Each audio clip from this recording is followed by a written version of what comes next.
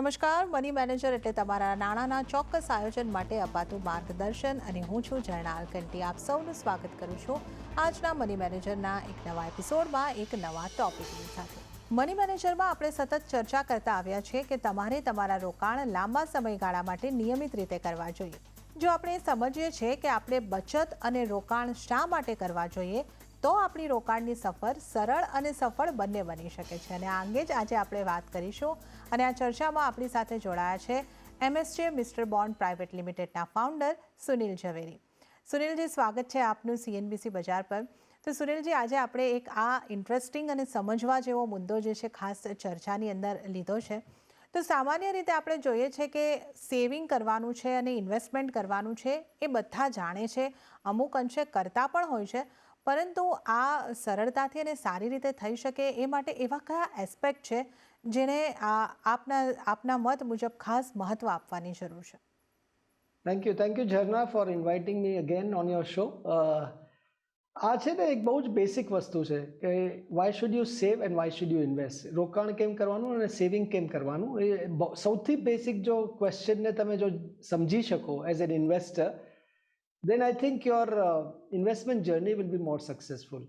આપણે શેના માટે રોકાણ કરીએ છીએ એ જાણવાની બહુ જરૂરત છે. અનફોર્ચ્યુનેટલી ઇન્વેસ્ટર્સ રોકાણ એના માટે કરે છે કે મેક્સિમમ રિટર્ન્સ એમાંથી કમાઈ શકે. પણ દે મસ્ટ અન્ડરસ્ટેન્ડ કે એ લોકોએ ઘણા બધા એ લોકોને એસ્પિરેશન્સ, ડિઝાયર્સ એ બધાને બાજુમાં મૂકી અને એ લોકોની જે પ્રાઇમરી સોર્સ ઓફ ઇન્કમ હોય કે સેલેરી ઇન્કમ હોય કે બિઝનેસ ઇન્કમ હોય એમાંથી સેવ કરી અને એને પછી એ લોકો ઇન્વેસ્ટ કરે છે. સૌથી પહેલાં એ લોકોએ જાણવાની જરૂર છે કે આ ઇન્વેસ્ટમેન્ટને તમારે પ્રોટેક્ટ કરવાનું છે, ડાઉનસાઇડ પ્રોટેક્શન કરવાનું છે.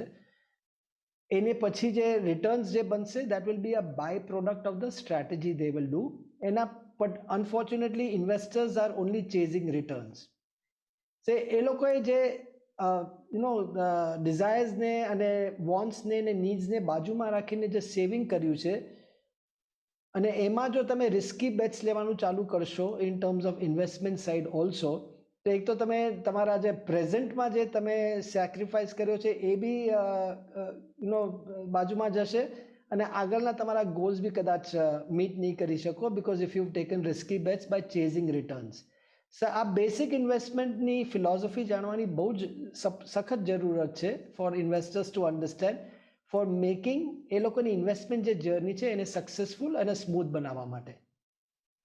ઓકે, તો અહીંયા આગળથી આપણે જે સમજવાનો મુદ્દો છે કે આપણે જ્યારે બચત કરીએ છીએ, રોકાણ કરીએ છીએ, આમ જોવા જઈએ તો આપણે નાના હોઈએ છીએ ત્યારથી જ આપણે બચત કરવાનું તો શીખતા હોઈએ છીએ અને રોકાણ આપણે આપણા જેમ જેમ મોટા થતા જઈએ છીએ, સમજદાર થતા જઈએ છીએ અને પછી આપણું જ્ઞાન જેટલું મળતું જાય છે, જાગૃતતા આવે છે, આપણે રોકાણ કરીએ છીએ.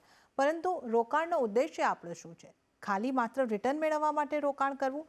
આવું ન વિચારતા તમારે એ રીતે વિચારવાની જરૂર છે કે તમે તમારા કયા ધ્યેય માટે રોકાણ કરી રહ્યા છો, શાને માટે બચત કરી રહ્યા છો, એને શાને માટે તમે રોકાણ કરી રહ્યા છો. આનો જવાબ જો તમારી પાસે હશે તો તમે સરળતાથી યોગ્ય જગ્યાએ ઇન્વેસ્ટમેન્ટ કરી શકશો અને ઇન્વેસ્ટમેન્ટના જોખમ કેટલા છે એ પણ તમે સમજીને લઈ શકશો. તો તમારી આ રોકાણની જે સફર છે એ સરળ બની શકે છે.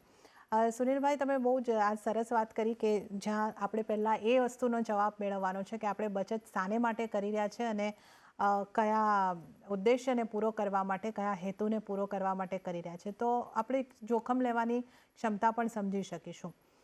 હવે એ પણ એક જાણવાનો મુદ્દો હતો કે આપણી પાસે બિઝનેસ હોય કે આપણી સેલરીની ઇન્કમ હોય, જે કોઈ પણ આપણો મેઇન સોર્સ હોય છે ઇન્કમનો, એની સાથે આપણે ઇન્વેસ્ટમેન્ટ તો કરવાના હોય છે પરંતુ અમુક એક્સપેન્ડિચર પણ આપણે એમાંથી જ પહોંચી વળવાના હોય છે. અમુક વખત પછી આપણે જોતા હોઈએ છીએ કે અમુક ખર્ચાઓ વધતા જાય છે, ઇન્ફ્લેશન પણ વધતું જાય છે અને એક સમયે એવી સ્થિતિ પણ આવતી હોય છે કે આપણી બચત થોડી ઓછી થવા લાગે છે અને એટલા માટે ઇન્વેસ્ટમેન્ટ માટે પણ અમુક નાણાં જેટલા પહેલાં આપણે રોકાણ કરી શકતા હતા એ નથી કરી શકતા. આને જો બેલેન્સ કરવું હોય કોઈ વ્યક્તિએ તો એ થઈ શકે ખરું? આના ઉપર કોઈ માર્ગદર્શન આપી શકો આપ? એબ્સોલ્યુટલી. સૌથી પહેલાં એના જે આપણને શીખવાડવામાં આવ્યું છે, વોરન બફેટની ટીચિંગ્સ જોઈએ કે બીજા બધા સક્સેસફુલ ઇન્વેસ્ટર્સની વાત કરીએ તો એ લોકો એ કહે છે કે તમે પહેલાં જે ઇન્કમ જનરેટ કરો છો, સેલેરી ઇન્કમ હોય કે બિઝનેસ ઇન્કમ હોય, એમાંથી પહેલાં સેવ અને ઇન્વેસ્ટ કરવાની જરૂર છે. એના પછી જો પૈસા વધે એને તમે ખર્ચા કરો. પણ unfortunately in the today's day and age buy now pay લેટરના જો આપણે કન્ઝ્યુમરિઝમમાં ચલી ગયા છીએ, તો naturally we are spending more and more, અને એના પછી જો કંઈક પૈસા બચે તો એને આપણે ઇન્વેસ્ટ કરવાની કોશિશ કરીએ છીએ. તો એ બેલેન્સ લાવવાની બહુ જરૂરત છે. નાઉ ઇફ યુ આર થિંકિંગ કે જો તમારા ખર્ચા વધતા ગયા છે અને naturally inflation is also increasing અને પર્ચેસિંગ પાવર તમારો ઓછો થતો ગયો છે, તો એક SWP સિસ્ટમેટિક વિથડ્રોઅલ પ્લાન જે હોય છે, that is a very powerful tool. આપણે જનરલી SWPની વાત કરીએ છીએ for senior citizens in their distribution phase when they retire.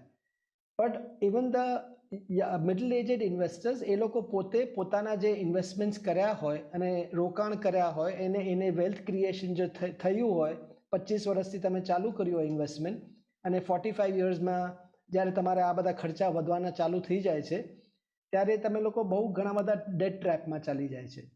પણ દે ડોન્ટ રિયલાઇઝ કે તેમની પાસે પોતાની પાસે 1 કરોડ 2 કરોડ 5 કરોડની સેવિંગ અને ઇન્વેસ્ટમેન્ટ છે. એમાંથી જો તમે SWP કરવાનું ચાલુ કરો, તો લેટ્સ અઝ્યુમ ધ 1 કરોડની તમારી ઇન્વેસ્ટમેન્ટ વેલ્યુ છે, which is growing, underlying is growing at 12%. તમે 6%નો SWP ચાલુ કરો, which is 50,000 per month, 6 lakh રૂપિયા વર્ષના તમે કાઢી શકો છો. એના પછી બી તમારી પાસે વેલ્થ ગ્રો કરી શકે છે. So you don't have to lead a stressful life, કારણ કે જસ્ટ બિકોઝ તમારા EMIs બહુ વધી ગયા છે, ખર્ચા વધી ગયા છે. યાદ રાખજો કે તમારી પાસે પોતાની ઇન્વેસ્ટ કરેલા પૈસાની ક્ષમતા છે કે એમાંથી તમે SWP સિસ્ટમેટિક વિથડ્રોઅલ ચાલુ કરો અને lead a little less stressful life. Okay, તો જ્યારે આપણે નાણાકીય આયોજન કરીએ છીએ ત્યારે એની અંદર વિવિધ SIP કરવાનો જે એક વિકલ્પ છે આપણી પાસે, એ જ રીતે એક SWPનો પણ વિકલ્પ છે. તો યોગ્ય સમય એનો ઉપયોગ જો આપણે કરીએ, યોગ્ય રીતે કરીએ, જે રીતે અહીં આગળથી આપણને સુનિલભાઈએ સમજાવ્યું છે, તો આપણે સ્ટ્રેસ ફ્રી લાઈફ પણ જીવી શકીશું અને આપણું જે કોર્પસ છે એને પણ ધીમે ધીમે ગ્રો કરતા રહીશું. આગળ સુનિલભાઈ એ પણ હવે સમજવું હતું કે દરેક વ્યક્તિની એક ઇન્કમ જે છે એ તો અહીંયા આગળથી આપણને લિમિટેડ હોય છે, આપણે સૌ કોઈ અહીંયા આગળથી જાણીએ છીએ, અને ઘણા બધા જે ગોલ્સ હોય છે એ ઘણા બધા હોય છે અને સમયે સમયે ઉમેરાતા પણ જાય છે. હવે આને માટે રોકાણ કરવામાં અને જ્યારે ખાસ કરીને નવા ગોલ્સ ઉમેરાતા હોય એના માટે આપણે નવા ઇન્વેસ્ટમેન્ટ શરૂ કરવાની જરૂર પડતી હોય છે.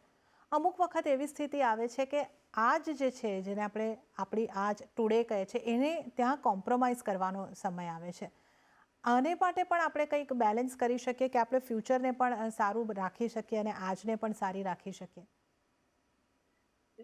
મિડલ ક્લાસ ઇન્વેસ્ટર ઓર મિડલ ક્લાસ સેગમેન્ટ જે આપણે કહીએ છીએ, દે આર ઓલવેઝ સ્ટ્રગલિંગ કે આજના દિવસો માટે આપણે ખર્ચો કરીએ કે ફ્યુચર માટે આપણે ઇન્વેસ્ટ કરીએ. સો એ જો બેલેન્સ લાવવાની બહુ જરૂરત છે એ લોકોને, કે you must live for the present also and save for the future also. સો જ્યારે તમારી ઇન્કમ વધતી જાય છે, તમારે SIPમાં ટોપઅપ કરવાની બહુ જરૂરત છે. તમારી પાસે કોઈ લમસમ બોનસ આવે તો એ બી ઇન્વેસ્ટ કરવાની બહુ જરૂરત છે. તો સ્લોલી એન્ડ સ્ટેડીલી દેખો, ઇન્વેસ્ટમેન્ટ ઓટોમેટિકલી કમ્પાઉન્ડિંગના હિસાબે તો વધશે જ વધશે, પણ જ્યાં સુધી તમે તમારો સૌથી મેક્સિમમ સેવિંગ અને ઇન્વેસ્ટમેન્ટ વધારશો નહીં, ત્યાં સુધી that amount also will be limited to the extent of what you have invested, saved and invested. તો જ્યાં સુધી તમારું સેવિંગ નહીં વધે અને એ સેવિંગને તમે ઇન્વેસ્ટમેન્ટમાં કન્વર્ટ નહીં કરો, ત્યાં સુધી નેચરલી વેલ્થ ક્રિએશન તમારી ફ્યુચરની નહીં થાય. સો સાયમલ્ટેનિયસલી જ્યારે તમારી ઇન્કમ વધતી જાય, બિઝનેસ ઇન્કમ વધતી જાય, સેલરીમાં ઇન્ક્રીમેન્ટ મળતો જાય, એક તો ટોપઅપ SIP કરવાનું. જે SIP તમે 10,000ની કરતા હોય દર મહિને, નેક્સ્ટ યરમાં આપ instead of 10,000 rupees, you do 12,000 rupees or 13,000 rupees SIP. સો એને આપણે ટોપઅપ કહીએ છીએ. જેમ જેમ તમારી ઇન્કમ વધતી જાય એમ તમારા investment also should go up. જ્યારે બોનસીસ આવે છે એ બધા ખર્ચા કર્યા, everything you should not be spending, but some amount of that money which you generate as bonuses during that year, financial year, એમાંથી બી થોડા સેવિંગ કરો, એમાંથી બી ઇન્વેસ્ટ કરો. એન્ડ સ્લોલી એન્ડ સ્ટેડીલી જ્યારે તમારી સેવિંગ અને ઇન્વેસ્ટિંગ હેબિટ્સ વધતી જશે, એના પ્રમાણે તમારી વેલ્થ ક્રિએશન રહેશે. Wealth creation is a subset or a by product of the saving and investing habits. It will not happen automatically. Okay, તો આ એક મહત્ત્વની બાબત છે કે જે સેવિંગ છે અને જે ઇન્વેસ્ટિંગ છે એ એક હેબિટ છે, આપણી આદતની અંદર જો આવી જાય તો પછી આપણે આને લાંબા ગાળા સુધી સતત પણ કરીએ છીએ અને જેને કારણે આપણને એક ખાસો એવો ફાયદો પણ મળતો હોય છે. તો જે તમારે યાદ રાખવાનું છે કે તમારી જે આવક છે એ વધે છે, એની સાથે સાથે તમારી એસઆઈપીસને પણ ટોપઅપ કરતા જાઓ, અને જ્યારે તમારું યરલી બોનસ કે અન્ય કોઈ બોનસ તમને મળતા હોય તો તમારા આ બધી જ રકમનો ખર્ચો ન થાય, પરંતુ ઇન્વેસ્ટમેન્ટમાં વધારો થાય એનું ધ્યાન તમારે રાખીને ચાલવું પડશે. સુનિલભાઈ, હવે આગળ એ પણ સમજવું હતું કે જ્યારે આપણે આ ફાઇનાન્શિયલ પ્લાનિંગ કરતા હોઈએ છીએ એની અંદર ખાસ જે મહત્ત્વ હોય છે એસેટ એલોકેશનનું પણ હોય છે. તો એસેટ એલોકેશનનું કેટલું મહત્ત્વ છે, અને એસેટ એલોકેશન આપણે યોગ્ય રીતે કર્યું હોય તો વેલ્થ ક્રિએશન કરવામાં આપણને કેટલી સરળતા રહી શકે? આપણે મ્યુચ્યુઅલ ફંડ ઇન્ડસ્ટ્રીમાં કે ઇન્વેસ્ટમેન્ટ ઇન્ડસ્ટ્રીમાં આપણને બે મંત્ર આપ્યા છે, સિપ કરો ભૂલ જાઓ અને બાય એન્ડ હોલ્ડ. એ જો તમે volatility can become your enemy if you buy at any valuation. તમે કોઈ બી વેલ્યુએશનના હિસાબે આપણે જો ખરીદશું અને એને યુ થિંક કે એ પૈસા તમને આગળ જતાં એમાં તમને રિટર્ન મળશે, એ એક પહેલે તો એક દિમાગમાંથી કાઢી નાખો કે at any valuation you can invest, અને એના પછી તમને લાગે કે એ પૈસા તમારા વધશે. Just a simple example, October 2021માં માર્કેટ જ્યારે પીક પર હતી, એ વખતે કોઈએ ઇન્વેસ્ટ કર્યા હોય પૈસા બાય એન્ડ હોલ્ડના હિસાબે, એ મે 2023 સુધી 0% રિટર્ન હતું નિફ્ટી 50માં. હમણાં બિકોઝ એના પછી 2 મહિનામાં માર્કેટ થોડી ઉપર ગઈ છે, તો એ 3%નો રિટર્ન છે. 20 કે 22 મહિનામાં જો તમારો 3%નું રિટર્ન બેઠું હોય, the only reason for that is કે તમે you have bought at the wrong valuation. Asset allocation તમને એક એ સમજાવે છે કે by at better valuation and sell at higher valuation, buy low, sell high. Asset એલોકેશનનો જો તમે ડિસિપ્લિન રાખશો ઓટોમેટિકલી, અને આપણે છે ને વોરેન બફેની teachings we forget during bull market period. Warren Buffett આપણને શું કહ્યા છે? બે એક મંત્ર આપ્યા છે. એક કહ્યું છે be fearful when the others are greedy and be greedy when others are fearful. અને બીજો એક મંત્ર આપ્યો છે, rule number 1, do not lose money, and rule number 2, do not forget rule number 1. જો એક ઇક્વિટી ઇન્વેસ્ટર એ કહેતો હોય rule number 1, do not lose money, તો એનો કેટલો માયને રાખી શકીએ આપણે, અને એનું કેટલું ઇમ્પોર્ટન્સ હોય એ તમે સમજી શકતા હશો. ઓકે, તો આ તમામ શીખો છે જે આપણને જાણીતા રોકાણકાર જે રહ્યા છે, સફળ રોકાણકાર રહ્યા છે, એમની પાસેથી પણ મળી છે. સુનિલભાઈ, આગળ એ પણ સમજવું હતું કે જે રીતે આપણે જણાવ્યું કે માર્કેટને લઈને પણ આપણે અમુક ખાસ ધ્યાન રાખવાનું હોય છે. હવે એવું પણ કહેવાય છે કે માર્કેટ દરેકને એક ચાન્સ તો આપે જ છે. કોઈક વખત કોઈક ઓપોર્ચ્યુનિટી મિસ થાય તો બીજો ચાન્સ મળે છે. તો અહીંયા એકચ્યુઅલી મારા બે રીતના સવાલ છે કે શું રાહ જોવાનું માર્કેટમાં એ પણ એક એડવાઇઝેબલ વસ્તુ છે, અને અમુક વખત આપણે એવું જોતા હોઈએ છીએ કે કરેક્ટ ઓપોર્ચ્યુનિટી પકડવા માટે અમુક રોકાણકાર અમુક લોન્સ લઈને કે એ રીતે પણ ઇન્વેસ્ટમેન્ટ કરતા હોય છે. તો આ કેટલું યોગ્ય છે? ફર્સ્ટ ઓફ ઓલ, એક તો જે લેવરેજ જે કહીએ ને, આપણે લોન લઈને આપણે ઇન્વેસ્ટ કરીએ that we can increase our potential of earning or generating returns, એક તો એ ભૂલી જાઓ. First of all, you should never leverage and then invest in the markets. That is number 1 rule according to me. Number 2, એ આપણે કહીએ છીએ fear of missing out, FOMO. So એક ફોમો રાખવાની બિલકુલ જરૂરત નથી. ઇફ યુ થિંક દેટ તમે લોકોએ માર્કેટની રેલીમાં પાર્ટિસિપેટ નથી કર્યું, સો મારો એક કોટેબલ કોટ છે, in life and equity markets there is always that next bus. In equity markets જો તમે એક બસને મિસ કરી હોય, એક રેલીને મિસ કરી હોય, the next bus can be through asset allocation. જો અસેટ એલોકેશનને તમે ફોલો કરશો તો based on the market valuation તમારું ઇન્વેસ્ટમેન્ટ થશે. If the markets are expensive, maybe તમે 30 કે 40% ઇક્વિટીમાં શરૂ કરશો અસેટ એલોકેશનના થિયરી પ્રમાણે, અને જ્યારે માર્કેટ નીચે જતી જશે, તમારી પાસે જે લિક્વિડ ફંડમાં પૈસા હશે એને જ સ્લોલી એન્ડ સ્ટડીલી તમે સ્વિચ કરીને ઇક્વિટીમાં નાખશો. સો don't have fear of missing out, FOMO. whenever you think that you have not participated in the rally of the market, ત્યારે તમે એક અસેટ એલોકેશનને ચાલુ કરવાનું શરૂ કરો. I don't think you will miss out.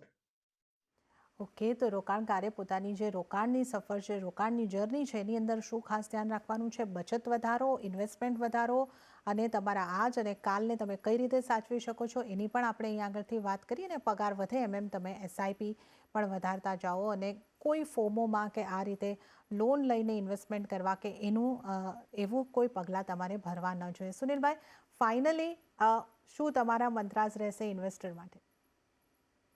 Can you repeat the question?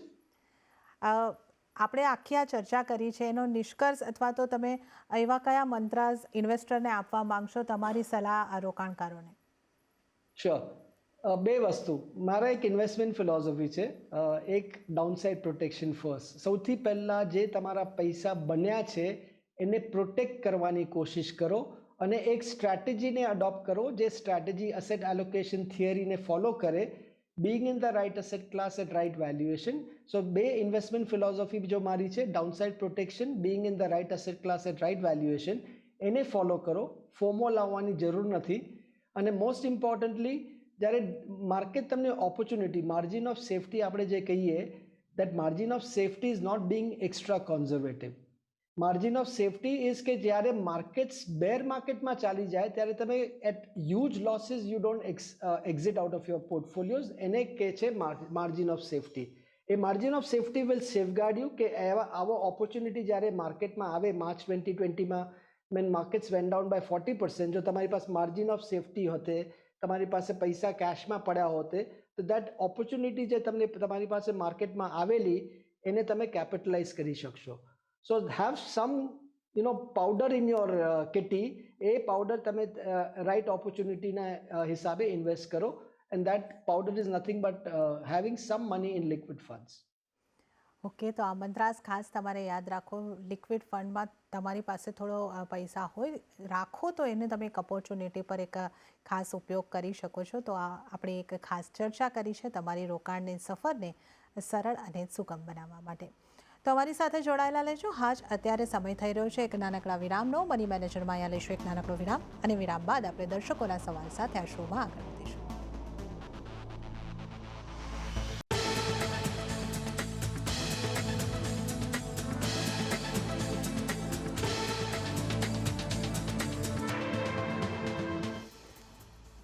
Money મેનેજરમાં break બાદ આપનું ફરી એક વખત સ્વાગત છે, અને હવે આપણે દર્શકોના સવાલ લઈશું. અને આજના એપિસોડમાં દર્શકોને સલાહ આપવા માટે આપણી સાથે જોડાયેલા છે સુનિલભાઈ ઝવેરી.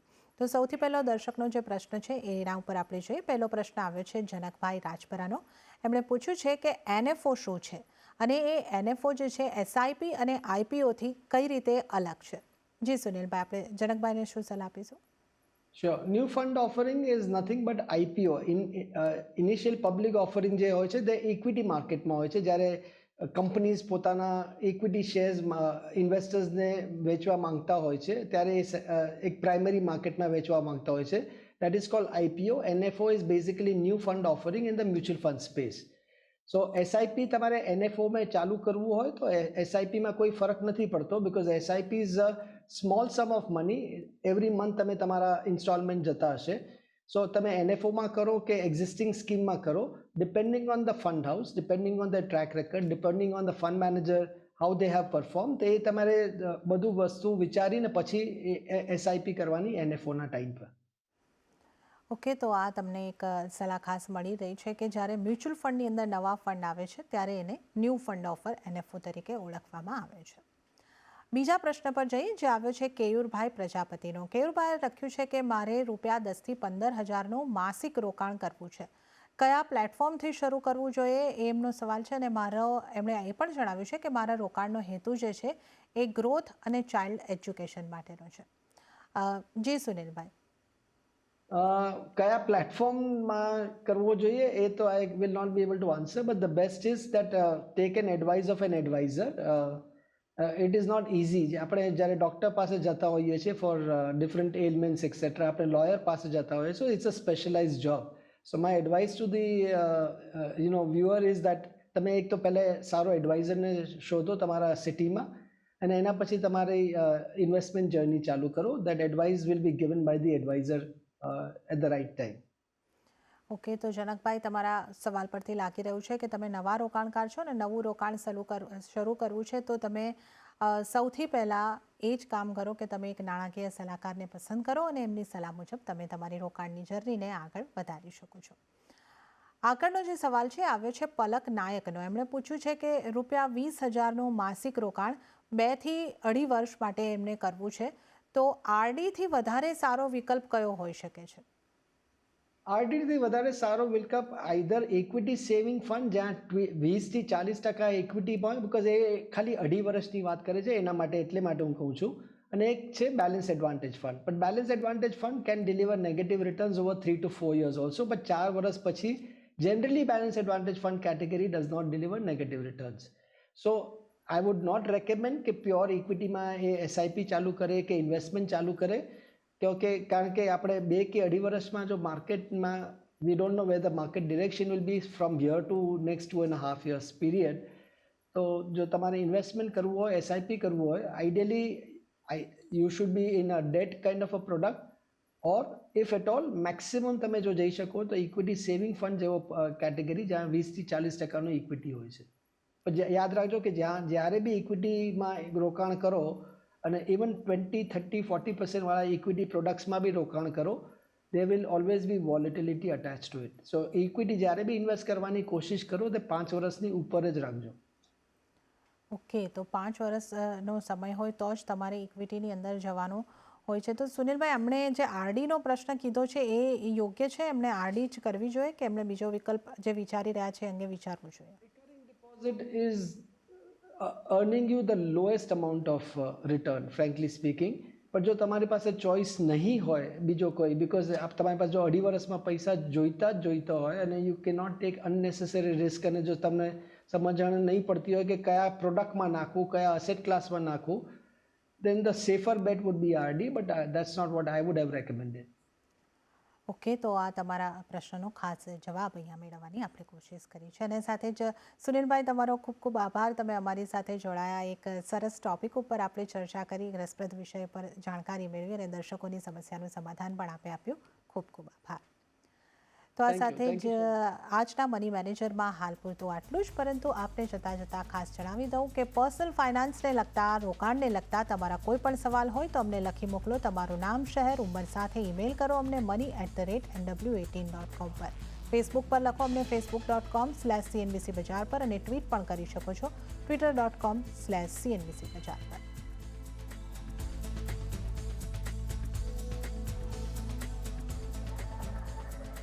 તો હાલ પૂરતું આ મની મેનેજરના એપિસોડમાં આટલું જ. મને પણ આપશો રજા. વધુ અપડેટ્સ અને સમાચારો માટે આપ જોતા રહો CNBC બજાર. નમસ્કાર.